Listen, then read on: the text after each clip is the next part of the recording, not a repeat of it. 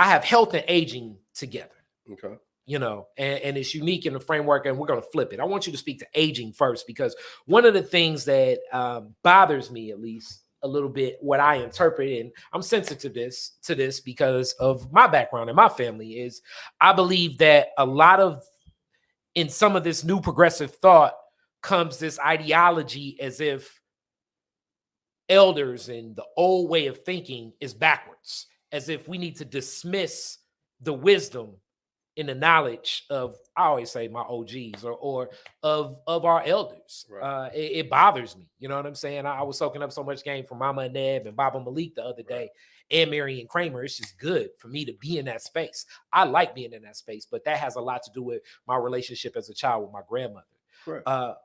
What does aging look like in this haves, have-nots, especially, usually it's people in our age range that are taking on the responsibility of caretaking for our elders, because the elder becomes somewhat like the child at times, and that haves and have-nots divide can look very big. And usually that's when the have-nots, the person with a little bit more time on their hands in the family, steps up and kind of can take a paramount role by playing a role in caretaking for the person that the family cherishes. So I want you to frame that up, and then we're going to get into health. And I really want you to talk about what's happening with Henry Ford down the street when we get into that. As I mentioned earlier, from an African way of thinking, we are holistic people. Mm-hmm. And when you talk about aging, we have to put it in that framework of in a European lifestyle versus an African lifestyle. And I think we have moved towards engaging aging from a European lifestyle. Like so they don't have the same kinship to their elders or within their community the same way you do. Like you just said, the fondness and memory of you and your grandmother. Same thing, me and my grandfather. I mean, I think any of us could think about that. Like so when I grew up, my grandfather, my great uncle lived down the street, or downstairs. Like that kinship helped shape and form.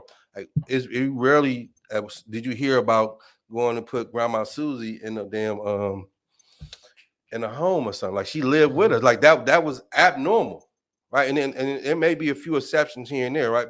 But again, when we and that's so important to look at these different lived experiences and how they shape us. And it doesn't make them bad or good or make us better. No, they're just two different worldviews. Cultural context. Yeah, absolutely. It's two different worldviews.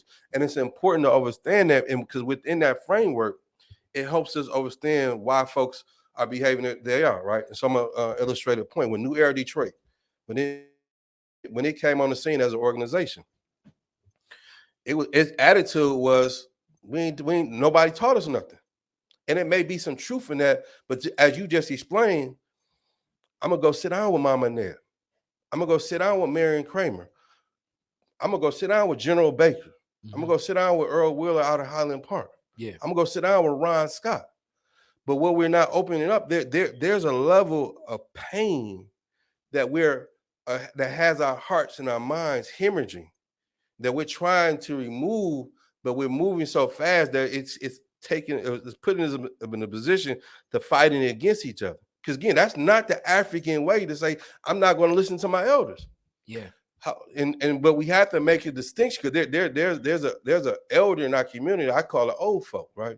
Mm-hmm. Because of how he uses his position and his knowledge, right? And I've learned that, like when I was in prison, there was the old guys that was very manipulative, and then there was the elders that just here, young boy or young folk, man, I'm gonna give you this. What you do with it, and we have to make that distinction. But also, we have to understand there's a need. So, for like I'm saying, I'm similar like you. My life was formed and shaped by my grandfather and my grandmother. So I'm gonna always pay homage to my elders, even though that we may disagree. But even in our disagreement, I'm gonna figure out how to disagree respectively, because I can, again, going back to my mama, if we get back to my mama that I disrespected the elder, she gonna smack the shit out of me, whether if I was right or wrong, because that's what some you just didn't do. I mean, these are some of the fundamental things that we've gotten away from within our household when you look at how we're performing. So again, this goes back to within the have and have nots.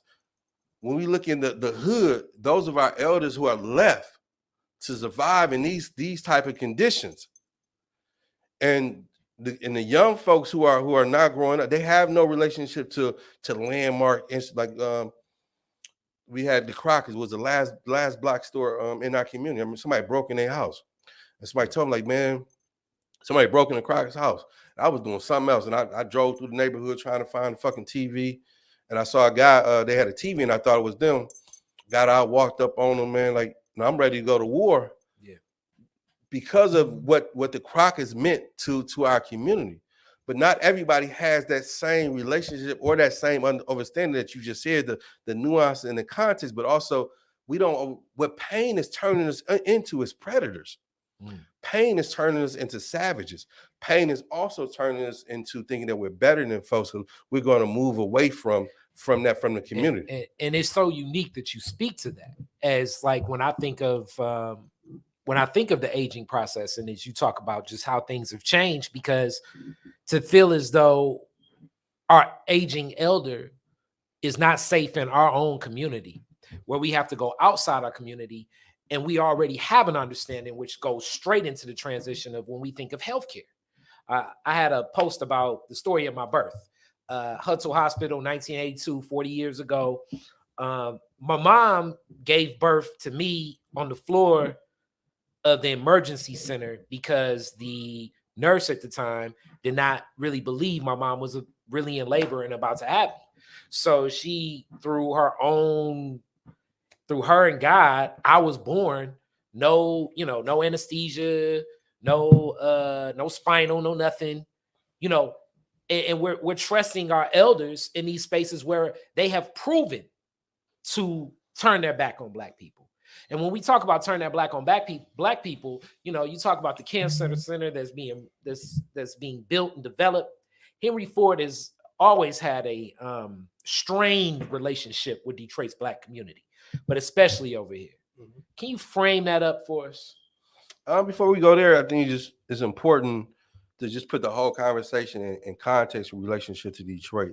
Yeah. Dr. Carl S. Taylor, he identified like urban cities as what he called the third city, and he said he was born in the third city, and when he say about he's born in the third city, he said I was born in segregation, but also understanding third city mean I'm a third, not a second class citizen, but I'm a third class citizen, right? So this is deep when we evaluate those dynamics, right? And we've learned how to coexist in our Black enclaves of building better communities, better families, while still having oppression on our backs, on our necks. We figured out how to maneuver and whatnot, right?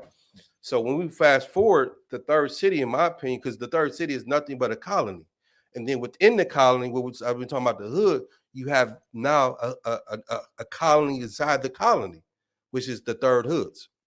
And the third hoods are these drug-infested neighborhoods who've deteriorated at its condition.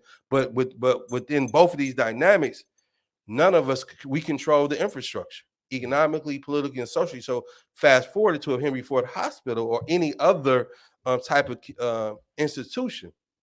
And then let me just pivot real quick. Within the wake of this nonprofit industrial complex, right? Because most of the Black communities are dependent on nonprofits in some form or some fashion. Why or how? Because all their grants is what? To serve low income, undeserving, blah blah blah, whatever the new language is. And this is part of the problem too, because all the new language is what? It's setting the table of how we're designing or going to function in our community. And if we're not using that language, we don't get respected. Or going back to the other conversation, oh shit, there go Yusef, that militant motherfucker. He gonna upset the and the sad thing, it's not even coming from white folks per se. It's coming from us. It comes from us, and it's not a problem per se. If we have a difference, why we can't go in the back room and talk about these things? Because again, if we look historically at this time, Malcolm and Martin was beginning to work it out. They was beginning to figure out how could they work together, even though they had different point of views. W. Du Bois years later said, "What man? I was more in alignment with Marcus Garvey. I was more in alignment with Booker T. Washington. But what happened? He had to continue to grow. He had to continue to expand his mind. But then, like, I'm very cautious on using the word sellout because it's so overused. Is it applicable? Absolutely. However, it's such a ace in the hole that we sell out and like no context, no nothing to it. And we have to be careful because we're beating each other up. And it's not saying we shouldn't be critical of each other. We absolutely, but we have to have patience with each other too. And having that patience is understanding, like going back to like Henry Ford Hospital and other institutions that's trying to determine how our communities should function.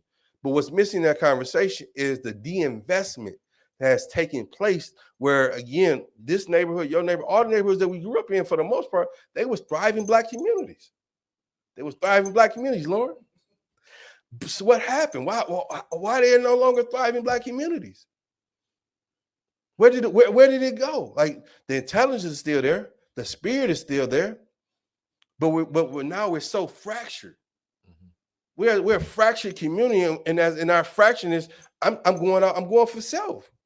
I'm just trying to take care of me. You try to take care of you. We're no longer functioning as a community. So this, again, our vulnerability is at an all-time high. And so now Henry Ford Hospital began because of how democracy functions and their position as an institution, that so as a so-called anchor, they can come in, they can say, well, we're going to do this, we're going to do this, we're going to do this. And he goes, and because it's really not, it's on Henry Ford, but then again, when you look at who's voting, when they go down to the city council, which is in Detroit, a predominantly Black city council. I repeat, a predominantly Black city council who's voting on a lot of the shit that they're bringing down here. The same thing on the east side when that one company wanted to buy all the land and put some fake up, put some fake ass trees up, right? Who voted on that? Black city council. But again, it goes back to what? Was it in the interest of Black people? Everybody can function in the interest of that group, but when it comes to Black people, that's a problem. That's deep. I mean, same thing when the conversation in Detroit was talking about building what? Black Harbor Town. It was Black folks that said no. But we got a Mexican town. You got a Greek town, but you can't have a Black town with a 90% Black folks. If that ain't anti-Blackness, I don't know what the fuck anti-Blackness is. State of Black Detroit 2022 is brought to you by Detroit is Different.